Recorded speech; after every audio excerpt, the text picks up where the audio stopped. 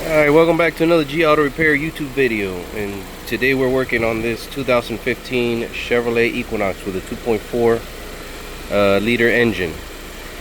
And this one was kicking my behind for a little bit because I kept getting a code P0089 and p228d as in David, and it was just randomly acting up, and I noticed that it would act up as soon as it would reach roughly around 215 degrees. So no timing codes, no nothing. It was just those two, which have to do with the pressure regulator codes. Let me turn on some candle power here so we can see a little bit better. It has to do with this regulator here on the high pressure pump. It was a high pressure pump regulator performance code or something like that. So this thing was driving me crazy. They just did a timing chain job with all the bells and whistles, so I kind of somewhat ruled that out for now, somewhat. And so I had to put the scope on here to see what it was doing, and again, it was perfectly fine in time, but then as soon as it would reach that temperature, you would see this guy right here just kind of walking off this way. So that kind of piqued my interest, and I still wasn't 100% sure what was going on because it was in time. It would just kind of wander off when it got that temp. So just to give you guys a little bit heads up with these engines, if you have timing issues, you will get a performance pressure regulator performance code, because the high fuel pressure, the high pressure fuel pump, I'm sorry, I can't speak right now, is driven by the cam, the intake cam to be exact. So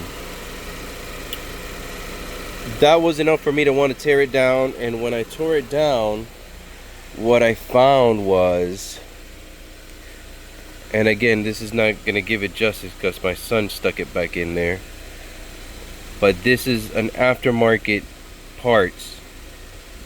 This more than likely, I'm sure, is a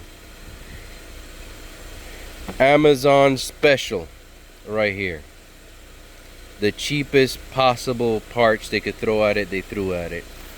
And the retaining C-clamp is right here. As soon as I looked in there, the first thing I saw was this hanging like this, and this part that's inside all the way over here. So I was losing all the oil pressure through this tensioner, is what I'm assuming. The best explanation that I can come up with. The oil pressure was being lost through here because this came apart, and it was preventing the timing from doing what it had to do. That's the best explanation I can give. Now, is there something wrong with these phasers? Maybe not.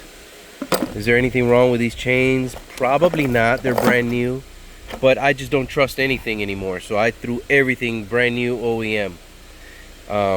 I'm pretty sure my main culprit was this guy right here, so I went ahead and put that OEM. I put the other one OEM, which is somewhere around here, for the secondary chain, and that seemed to have fixed the problem. Now, this was at about 220 earlier. I'm not gonna sit here and wait with you guys for it to go back up there. You're just gonna have to take my word for it, but this vehicle has been fixed, and what it was cheap Amazon, cheapest part possible that they threw at it. Not the customer's fault, she didn't know any better.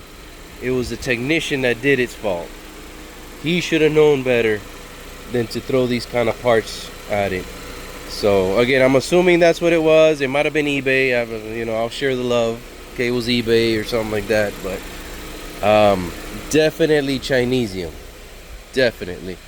This tensioner completely came apart, and it was losing all the oil pressure through there.